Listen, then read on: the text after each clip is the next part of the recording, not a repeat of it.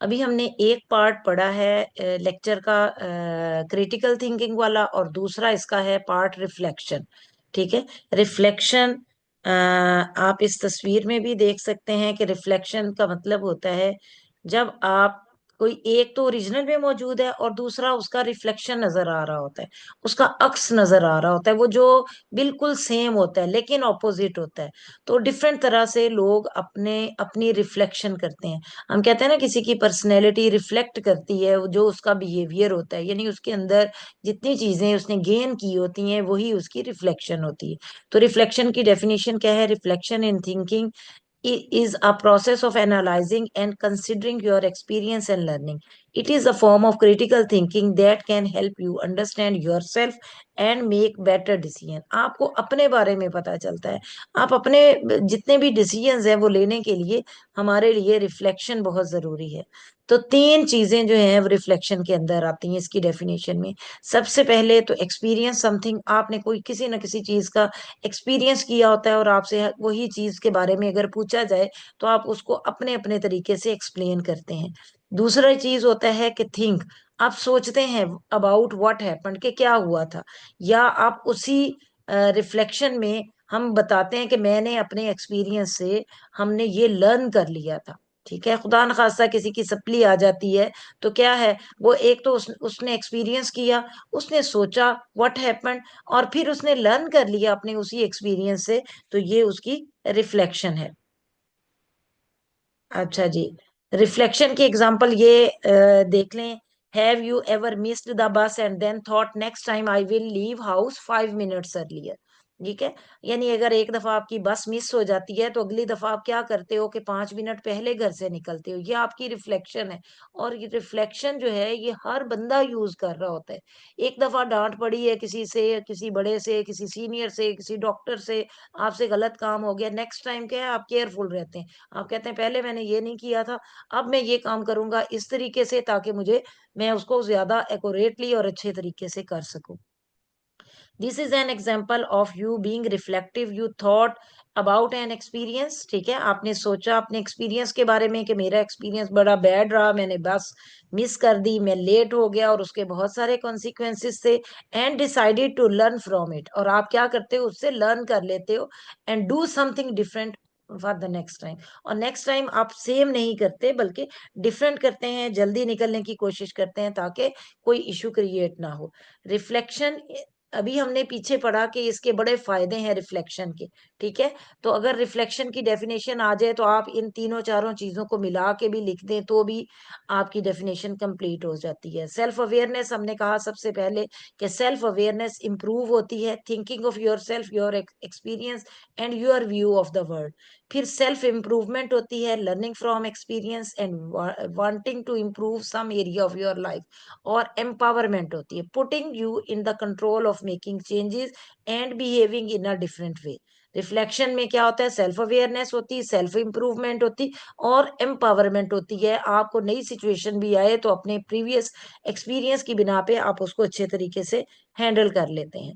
दो model use होते हैं रिफ्लेक्टिव लर्निंग में, यानी हर बंदा अपने रिफ्लेक्टिव लर्निंग को यूज कर रहा होता है। एक कॉल्ब्स लर्निंग मॉडल है, दूसरा सेशॉन मॉडल है। ठीक है। जो कॉल्ब्स का लर्निंग जो मॉडल है, इसमें ये कहते हैं कि इसके 4 एलिमेंट हैं जो कि एक साइक्लिक फॉर्म में है। कि आपका जो स्टार्ट होता है वो जब आप कोई भी किसी सिचुएशन से गुजरते हैं तो आपका एक्सपीरियंस होता है। फिर उसके बाद आप डिफरेंट ऑब्जर्वेशन और रिफ्लेक्शन को यूज करते हैं, अपने आइडियाज को डेवलप करते हैं और फिर टेस्टिंग आइडियाज इनटू प्रैक्टिस आप इम्प्लीमेंट करते हैं अपने उस एक्सपीरियंस को, उस चीज को जो आपने लर्न की है। ये कॉल्स की लर्निंग थ्योरी या लर्निंग साइकिल है। अब इसमें उसने सबसे पहले कहा कि हम एक्सपीरियंस करते हैं, तो एक्सपीरियंस में आप क्या करते हैं, डूइंग इट, आप कोई काम करके देखते हैं। दूसरा है ऑब्जर्वेशन एंड रिफ्लेक्शन, यानी आपने लोगों की बातों से ही ऑब्जर्व कर लिया और आपको लगा कि ये बातें, जैसे हम कहते हैं कि झूठ बोलना बुरी बात है और अगर ये करोगे तो उससे ये नुकसान होगा, आप मेरी सुनी सुनाई बात को यकीन करके आप अपने पे अप्लाई कर देते हैं। तो ये क्या किया आपने, ऑब्जर्व किया और फिर उसको रिफ्लेक्ट किया। Reviewing and reflecting on the experience, और अपने एक्सपीरियंस अच्छा कर लिया, यानी आपने उसी नुकसान में से नहीं गुजरे, बल्कि मेरी बातों पर अमल किया, ऑब्जर्व करके ही, लोगों से सुन के, लोगों की रिफ्लेक्शन सुन के इम्प्लीमेंट किया। कॉल्स की लर्निंग के मुताबिक एक है डेवलपमेंट ऑफ आइडियाज, ये लर्निंग फ्रॉम द एक्सपीरियंस, आपने जो एक्सपीरियंस किया था आप उसी से लर्न कर लेते हैं। और चौथी टाइप जो है, या चौथा जो लर्निंग का स्टेप पहुंचता है, वो है testing ideas into practice.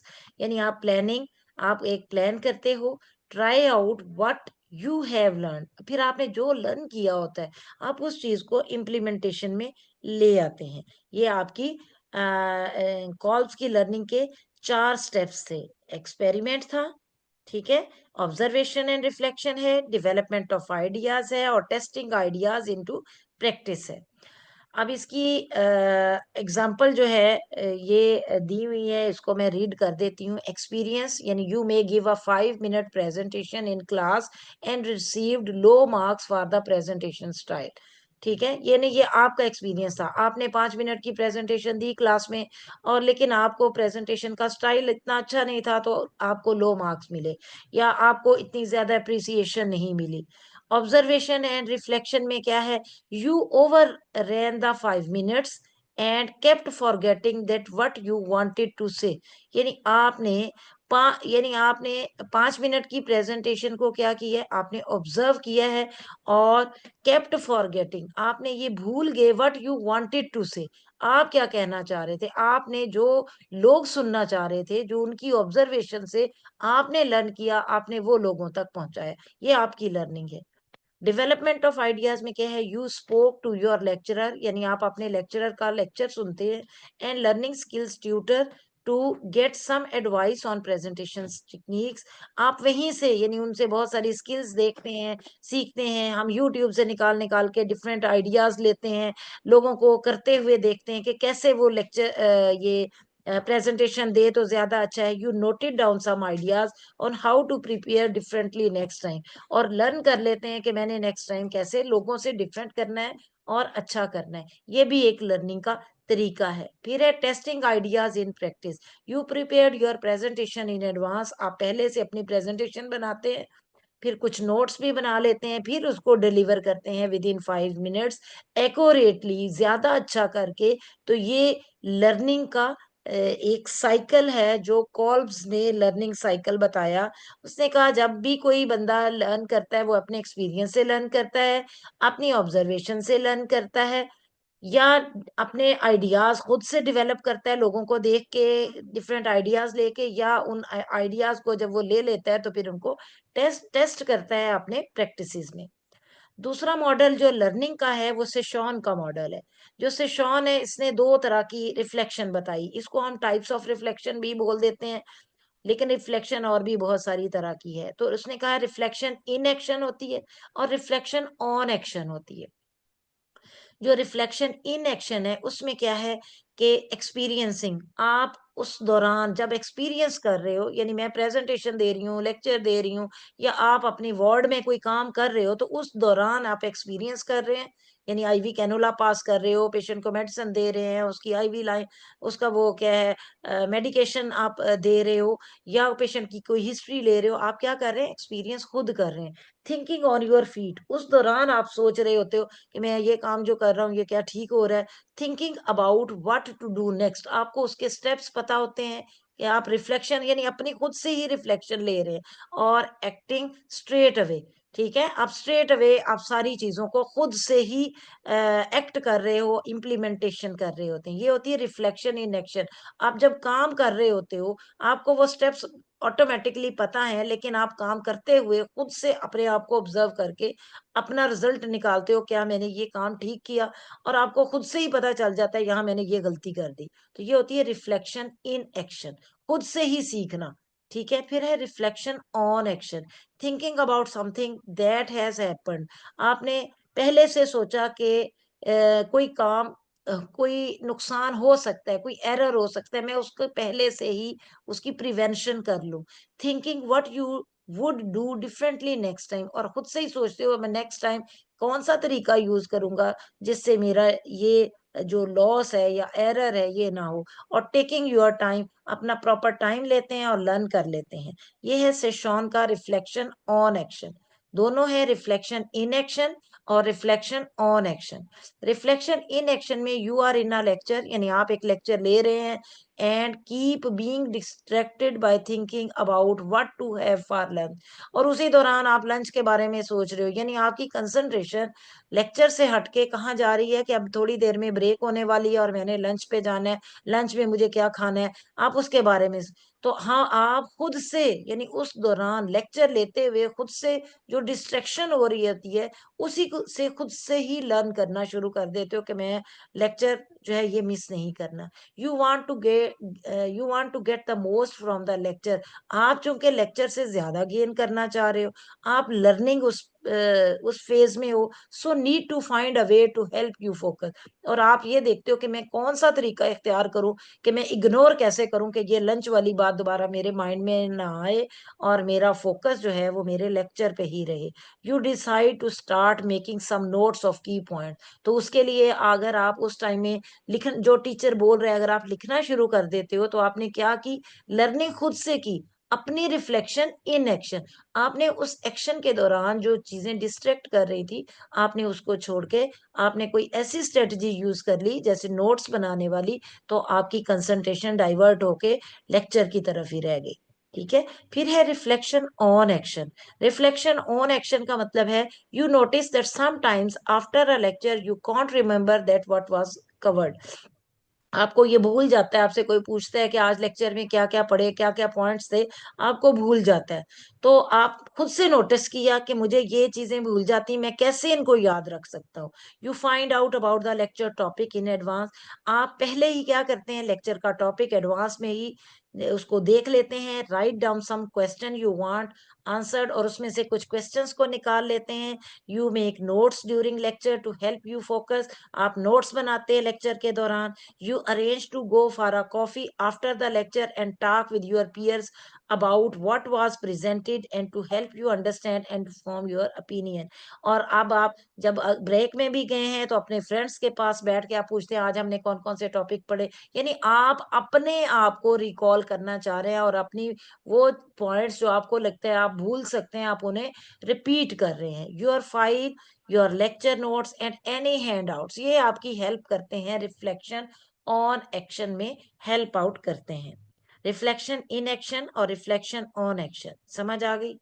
Reflection leads to क्या क्या चीजें बेहतर हो सकती हैं रिफ्लेक्शन करने से, better understanding of our strength and weakness. ठीक है, जैसे मैंने पहले बताया हम अपना स्वॉट एनालिसिस करते हैं।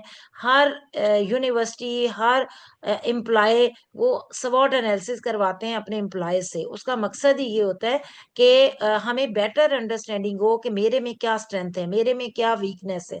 एक्नॉलेजमेंट ऑफ आवर फियर्स, हमें अपने फियर्स का भी पता हो क्या काम, किस चीज में हम खराबी कर सकते हैं।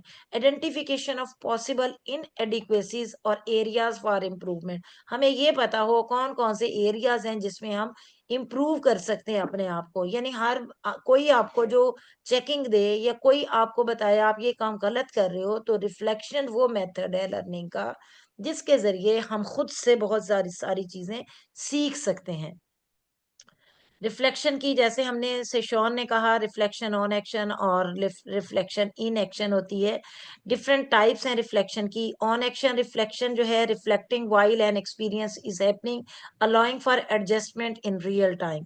और पोस्ट एक्शन रिफ्लेक्शन होती है जब वो एक्सपीरियंस गुजर गया, एंड पे आप रिफ्लेक्ट करते हो कि मेरा ये वाला काम या ये वाली स्टेप्स में मिस कर गया था, नेक्स्ट मैंने ये नहीं करना कि मेरे ये मिस हो जाएं। तो आप पोस्ट एक्शन रिफ्लेक्शन करते हो, देखते हो कि मैंने ये बातें मिस की थी, उनको एनालाइज करके खुद से आइडेंटिफाई करके डिफरेंट स्ट्रेटजीज यूज करते हैं। और क्रिटिकल रिफ्लेक्शन जो होती है, deeply questioning assumptions and believes about an experience to challenge perspective and promote change. आप नई चीज लेके आने के लिए क्रिटिकली रिफ्लेक्शन करते हैं और नए आइडियाज ढूंढते हैं ताकि लर्निंग जो है वो ज्यादा से ज्यादा हो। ठीक है। प्रोसेस ऑफ रिफ्लेक्शन में एक्सपीरियंस करते हैं समथिंग, फिर एक्टिवली हम उस चीज को रिव्यू करते हैं, फिर एनालाइज करते हैं उसी एक्सपीरियंस को, यानी हमने पहले वो एक्सपीरियंस हुआ, फिर हमने उसको रिव्यू किया, फिर हमने उसी एक्सपीरियंस को एनालाइज किया, उसके बारे में हम डिफरेंट क्वेश्चंस बनाते हैं, उसमें से आइडेंटिफाई करते हैं की लर्निंग पॉइंट्स निकाल लेते हैं कि ये चीजें मेरे लर्न करने वाली हैं, ये स्टेप्स मुझे पता होने चाहिए। और एंड पे आप क्या करते हैं, यूज करते हैं अपनी उसी इनसाइट को टू इन्फॉर्म फ्यूचर एक्शन और डिसीजन। हम रिफ्लेक्शन करते हुए इन सारी चीजों को फोकस करते हैं। It is a cycle of looking back on an event to understand its meaning and extract valuable knowledge from it, often with the goal of personal growth or improvement. Reflection में basically वो काम जो अब मैं जैसे मैं आप लोगों को पढ़ा रही हूँ, मुझे बहुत सारी चीजें गैप्स नजर आ रहे होते हैं खुद से, मैं एक्टिवली खुद ही रिव्यू करती हूँ। पहले एक्सपीरियंस करते हैं, फिर रिव्यू करते हैं, फिर एनालाइज करते हैं उसी एक्सपीरियंस कि इसमें क्या क्या गैप रह गए थे, फिर क्वेश्चनिंग एजम्पशन, फिर आइडेंटिफाई करते हैं की लर्निंग को, और फिर कोई ना कोई एक्शन या कोई डिसीजन हम ले लेते हैं। Analyse the role of critical thinking in the reflective practice. हम एज अ क्रिटिकल थिंकर हम रिफ्लेक्टिव प्रैक्टिस का क्या रोल अदा करते हैं। रिफ्लेक्टिव प्रैक्टिस मैंने अभी बताया आपको, रिफ्लेक्शन क्या है। It is the process by which you stop and think about your practice. जो काम आप कर रहे हो आप उसी के बारे में सोचते हो consciously, analyse your decision making and draw on theory and relate it to what to do in practices. अब मुझे उसको किस तरीके से इम्प्रूव करना है, ठीक है। Critical analysis and evaluation refocuses on thinking on existing knowledge and helps journal new knowledge and ideas. अगर आप ये वाली तस्वीर जो ये पिरामिड सा बना हुआ है, अगर आप इसको भी देखें, इसमें ये क्या है, ये ब्लैक सा जो बना हुआ है, ये कोई भी ह्यूमन बीइंग है, यू आप हो सकते हैं, मैं हो सकती हूँ। हम क्या करते हैं, हम हमारा जो एक्सपीरियंस होता है, हम जब क्रिटिकली थिंक करते हैं अपने रिफ्लेक्टिव प्रैक्टिस को, तो हम क्या करते हैं, अपने रीविजिट करते हैं एक्सपीरियंसेस को। हम सोचते हैं मैंने क्या क्या किया था, उसी के बारे में हम डिफरेंट अजम्पशंस, अपने एटीट्यूड, वैल्यू, बिलीव्स, उसको इम्प्रूव करने की कोशिश करते हैं। और एंड पे हम जस्टिफाई करते हैं अपने एक्शंस को, डिफरेंट प्रॉब्लम्स को सॉल्व करते हैं, ठीक है। और हमें अगर डीपर मीनिंग समझ आ जाए तो हम बहुत सारा चेंज भी ले आते हैं, कि हम अपनी स्ट्रेटजीज को पूरे तरीके से चेंज करते हैं। अब रोल क्या है क्रिटिकल थिंकिंग के उसी रिफ्लेक्टिव प्रैक्टिस में, वही चीजें हैं जो मैंने पहले आपको बताई हैं, मिलती जुलती हैं। हम as a teacher, as a कहीं पे भी हैं, तो हम एज अ जब क्रिटिकल थिंकिंग यूज करते हैं तो अपनी टीचिंग प्रैक्टिस को इम्प्रूव करते हैं। टीचिंग सिर्फ पढ़ाने वाली टीचिंग प्रैक्टिस नहीं होती। आप किसी भी जगह टीच कर रहे हो, अपने पेरेंट्स हैं हम, तो हम अपने बच्चों को टीच कर रहे हैं, हम अपने कुलीग्स को टीच कर रहे हैं, आप ड्यूटी पे हैं तो ड्यूटी पे अपने सीनियर्स, अपने जूनियर्स के साथ जब हम काम कर रहे होते हैं, तो बहुत सारी चीजें हम अपनी टीचिंग प्रैक्टिस में इम्प्रूव कर रहे होते हैं। If you take the time to reflect on your teaching and reflect on how different parts of what you do work well, where aspects of your teaching can be improved and how problems which arise could be solved, this is bound to help you to improve your teaching। यानी जब हम खुद से assess कर लेते हैं अपने आप को, अपने जो भी आपकी सिचुएशन है, जो एक्सपीरियंस है, आप खुद से उसको रिफ्लेक्ट करते हैं और देखते हैं कौन सा हिस्सा, कौन सा एरिया ऐसा रह गया जहां जिसको मुझे इम्प्रूव करने की जरूरत है। वो आपके क्लिनिकल एरिया का भी हो सकता है, कोई टीचिंग का भी हो सकता है, ठीक है। और हम अपनी इन प्रॉब्लम्स को कैसे रिजॉल्व कर सकते हैं, तो हम ये सारी चीजें जब हम सारी करती हैं, तो हम अपनी टीचिंग प्रैक्टिस को इम्प्रूव कर रहे होते हैं। फिर हमारा रोल क्या है एज अ क्रिटिकल थिंकिंग, हम लर्न करते हैं रिफ्लेक्टिव प्रैक्टिस के साथ। मैंने रिफ्लेक्टिव प्रैक्टिस बताया अभी कि जब हम कोई प्रैक्टिस करते हैं, तो जैसा हमारा बिहेवियर या जो हमने काम किया होता है उसी से हम लर्न कर रहे होते हैं। Purposeful reflection helps deep learning as a teacher. It will help you to make connections between different aspects of your teaching. Reflective practice will help you gain new learning and use it into your teaching. ठीक है। फिर as a critical thinker हमारा role क्या है, enhancing problem solving skills. ये जो reflective practice है, ये प्रॉब्लम सॉल्विंग स्किल्स को एनहांस करती है। When starting off with the reflecting on your teaching, you may tend to concentrate on the problems which arise, be carefully and honestly considering and analysing those problems, you will improve your own capacity to find solution। ठीक है। अब आप में जब आपकी reflective practice ज्यादा अच्छी है, आप अपने आप को प्रेजेंट अच्छा करके कर सकते हैं, उसको लर्न करते हैं, तो आप प्रॉब्लम सॉल्विंग स्किल को ऑटोमेटिकली एनहांस हो जाती हैं। बिकमिंग अ क्रिटिकल थिंकर, आप क्रिटिकल थिंकर बन जाते हैं। ठीक है, क्रिटिकल थिंकिंग जो है उसमें क्रिटिकल थिंकर कौन होता है? जो अच्छा करके सोच सके, हर पहलू से, हर एरिया को देखे। Taking charge of your own thinking and reflective practice will help you recognise and adjust what you think to take account of changes in circumstances, and by doing that help you to be better equipped to find solution which work। जब हम एक as a critical thinker काम करते हैं, बहुत अच्छा करके सोचते हैं, और अपनी थिंकिंग को जब रिफ्लेक्टिव प्रैक्टिस में लेके आते हैं, तो बहुत सारी चीजें, बहुत सारे सॉल्यूशंस हमारे जो है वो निकल आते हैं। फिर मेकिंग डिसीजन, ये रिफ्लेक्टिव प्रैक्टिस जो है एज अ क्रिटिकल थिंकर हमें डिसीजंस करने में हेल्प करती है। As you reflect your own practice you will find you need to make decision about what to do और नॉट टू डू नेक्स्ट। आपको पता चलता है आपने क्या करना है और क्या नहीं करना। You may well have the number of choices which you have two way up and decided which one to take can be difficult. If you regularly reflect on your teaching in depth, you are regularly going to come across the need to make decision, but the results of your reflective practice will help you to make those decision in a more informed, thoughtful and objective manner। ठीक है, जब आप reflective practice को use करते हैं, reflective practice मैंने इतना अच्छा करके आपको बता दिया कि अपने बारे में आपने जो एक्सपीरियंस किया होता है उसी के बारे में सोचते हैं, और उसके आगे से आगे नए डिसीजन बनाने के लिए आपको आपकी रिफ्लेक्टिव प्रैक्टिस जो है वो हेल्प आउट करती है, कि आपने कैसे अपने प्रीवियस एक्सपीरियंसेस को, पास्ट एक्सपीरियंसेस को यूज करते हुए डिसीजन, सही वाला डिसीजन लेना है। फिर उसके बाद इम्प्रूविंग योर और ओन ऑर्गेनाइजेशनल स्किल।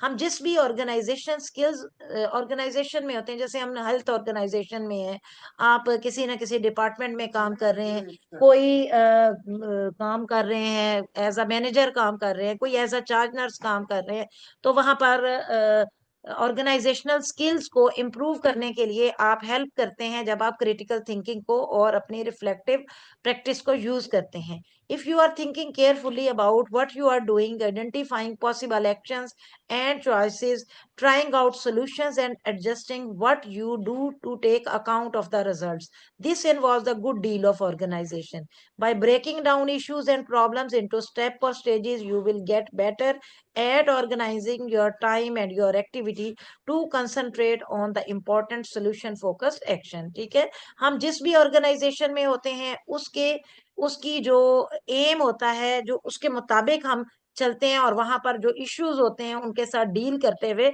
अच्छा वहां उनकी स्किल्स को इम्प्रूव कर सकते हैं। फिर अपना पर्सनल चेंज जो है उसको भी हम मैनेज करते हैं। Working in education involves managing regular, rapid and often confusing change which can be one of the most difficult aspect of being a teacher। ठीक है, if you are using the technique of reflective practice which involves calm, thoughtful, honest, critical and organised thinking, ये सारी वो qualities हैं जो जब reflective practice को use कर रहे हैं, अगर आप इन चीजों का ख्याल रखते हैं, दी this should introduce a calming, less emotional response that to change, as reflective practice is itself focused on seeking positive improvement and solutions that managing change more effectively should take place। फिर है acknowledging personal values, आपकी अपनी जो values हैं आपने उनको भी acknowledge करना है। There will be things that will take place within your professional situation as a teacher which will you whole heartedly agree with, and others will worry and alarm you. Sometimes ये होता है आपकी value beliefs उससे match नहीं करती जो बात आप बच्चों को बता रहे होते हो प्रोफेशनल सिचुएशन में, लेकिन हमें उनके साथ एग्री करना पड़ता है, एक्नॉलेज करना पड़ता है अपनी वैल्यूज को। जैसे देख लें हम जब जैसे ही नर्सिंग में आते हैं हम एक ओथ लेते हैं, और उसमें कहते हैं कि हम मरीजों का ख्याल रखेंगे, हम अपनी फैमिली को पीछे रखेंगे, हम पेशेंट को कोई हार्म नहीं देंगे, हम उसकी वेलफेयर के लिए काम करेंगे, अपनी इवन के अपनी जितनी भी ख्वाहिशात हैं उनको पीछे करके पेशेंट की वेलफेयर के लिए या पेशेंट की केयर पे हमारा फोकस होता है। तो हमारी जो वैल्यूज हैं, पर्सनल वैल्यूज हैं, उनको फोकस नहीं करना, उनको एक्नॉलेज करते हुए पेशेंट की या जो भी हमारी नीड है, उस एरिया की डिमांड है, हमने उसको भी एक्नॉलेज करना है। दिस इज बिकॉज दिस में एग्री और disagree with your own personal values such as what you believe in and what you think is wrong or right. How these are affected by teaching will vary, but you will almost certain more come across major clashes of values as the part of your work. आपने उनको acknowledge करना है कि मेरी ये values हैं, लेकिन मेरी ऑर्गेनाइजेशन की, मेरे प्रोफेशन की ये वैल्यूज हैं, मैंने उसको फुलफिल करना है। ठीक है, जैसे बहुत सारे लोग पर्दा करते हैं, नकाब करना चाहते हैं, लेकिन जब वो नर्सिंग में आ जाते हैं तो बहुत सारी जगह वो नकाब करके नहीं पेशेंट को इंजेक्शन लगा सकते। ठीक है, उसकी कुछ रीजंस होती हैं कि कोई भी बंदा, कोई मिसहैप हो सकता है, जिसकी वजह से हमें अपनी पर्सनल वैल्यूज को एक्नॉलेज करते हुए हमें ज्यादा फोकस हमारे प्रोफेशनल वैल्यूज को करना है। टेकिंग योर ओन एडवाइस, हम अपने आप से एडवाइस लेते हैं, मुझे ये काम करना चाहिए या नहीं करना चाहिए। ठीक है, टीचर्स आर ऑफर more critical of their own teaching and that anyone else, and it could be possible for this to develop into an attitude about teaching which is negative and destructive. ठीक है, कई दफा ये ऐसा होता है कि भी टीचिंग के दौरान टीचर का अपना ही एटीट्यूड जो है वो गलत हो। Techniques and approaches of reflective practice will help place will place you in a position where you are an informed and positive agent in your own development and improvement, and one where you can take your own advice with a confidence that it is reflective, focused and informed advice. आप अपने आप से पूछते हो, अपने दिल से पूछते हो, क्या मुझे ये काम करना चाहिए या मुझे नहीं करना चाहिए, मुझे फलां के लिए कोई गलत डिसीजन लेना चाहिए या नहीं लेना चाहिए, किसी ने छुट्टी ली है, क्या मुझे उसको एब्सेंट कंसीडर करना चाहिए, उसको कोई कंप्लेन करनी चाहिए या मुझे उसे एक्सक्यूज कर देना चाहिए। तो आपने अपने रिफ्लेक्टिव प्रैक्टिस को यूज करते हुए अपने एडवाइस लेनी है। जो क्रिटिकल थिंकिंग है उसका रोल हमारी अटेंशन को इम्प्रूव करती है। ये हमने कहा रिफ्लेक्टिव प्रैक्टिस में क्रिटिकल थिंकर का क्या रोल है। ये सारे जितने हमने पीछे पढ़े हैं ये 9 रोल हैं। ठीक है, क्रिटिकल थिंकिंग बेसिकली इसका मेन फोकस होता है, ये हमारी अटेंशन को, हमारी ऑब्जर्वेशन को इम्प्रूव करती है, हमारे नॉलेज को इम्प्रूव करती है, knowledge of how to get your own points, हम अपने पॉइंट ऑफ व्यू जो है वो भी बयान कर सकते हैं, उसको भी यूज करते हैं।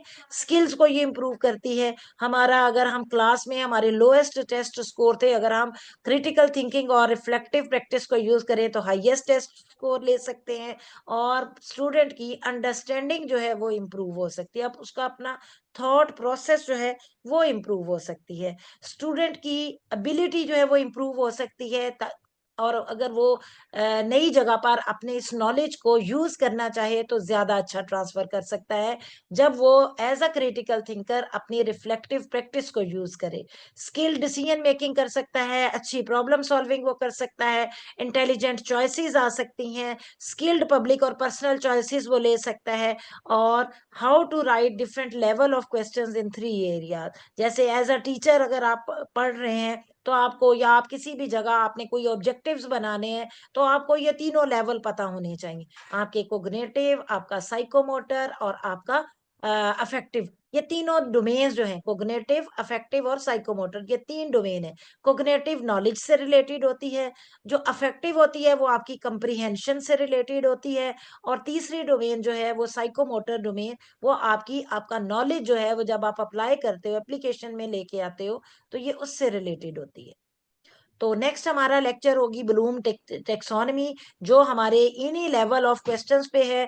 जब भी हमने कोई काम करना होता है या हम अपनी कोग्निशन यूज कर रहे हैं, यानी कोग्निटिव, यानी अपना नॉलेज, या हम अपना अफेक्टिव यानी हमारा बिहेवियर, हमारी कंप्रीहेंशन वो यूज हो रही होती है, और तीसरी चीज हमारी साइकोमोटर डोमेन या हमारी एप्लीकेशन यूज हो रही होती है। हमारे पास जो नॉलेज होता है, जैसे कोई भी, किसी को गाड़ी चलानी आती है, किसी को आईवी इंजेक्शन लगाना आता है, मेडिसिन देनी आती है, राउंड कराना आता है, आप अपनी रूटीन में जितने भी काम करते हैं, जो टीचर्स हैं वो टीचिंग करती हैं, जो क्लिनिकल एरिया के लोग हैं वो क्लिनिकल का काम करते हैं, तो हम इन तीनों डोमेन्स को यूज करते हुए अपने सारे काम करते हैं। तो नेक्स्ट हमारा लेक्चर होगा ब्लूम्स टेक्सोनमी, जो हमारा सेकेंड लेक्चर है।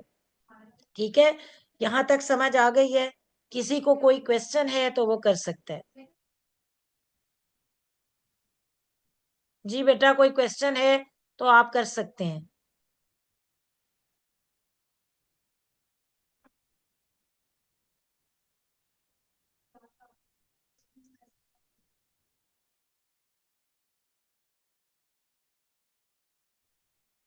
जी बेटा, कोई क्वेश्चन है तो आप कर लें। कोई क्वेश्चन है तो बेटा आप कर ले। कोई क्वेश्चन नहीं है? मैम सिंपैथी और एम्पैथी में कोई डिफरेंस होता है या जी जी ये जी, दोनों एक बहुत ही बड़ा टर्म? डिफरेंस होता है। सिंपथी होता है हमदर्दी। आपको कोई कहता है कि मेरे मदर की डेथ हो गई है या मेरे साथ कोई क्राइसिस चल रहा है, तो हम उसके लिए हमदर्दी का इजहार करते हैं, वो होती सिंपथी, कि वाकई आपके साथ बहुत बुरा हुआ। एम्पथी होता है कि आप उसकी जगह पर अपने आप को रख के देखें और फिर डिसीजन करें, वो होता है एम्पथी। यानी कहते हैं ना, किसी के शू में अपना पाँव डाल के देखना, वो होती एम्पथी। और सिंपथी है कि किसी ने कोई आपको इशू बताया तो आप उसके साथ हमदर्दी करते हैं, सिर्फ हमदर्दी करते हैं। और एम्पथी में आप उसके साथ फीलिंग्स उसको शो करते हैं। ठीक है, वो तकलीफ महसूस करते हैं जो वाकई उसने भी महसूस की, वो होती है। कोई और क्वेश्चन बेटा? Okay ma'am, thank you so much. Okay बेटा, थैंक यू वेरी मच। इंशाल्लाह कल इसी टाइम में फिर नेक्स्ट लेक्चर होगा। और वो लेक्चर जो है होगा, वो ब्लूम्स टेक्सोनॉमी होगी, हमारा नेक्स्ट लेक्चर है। ठीक है। ओके, अल्लाह हाफिज, टेक केयर।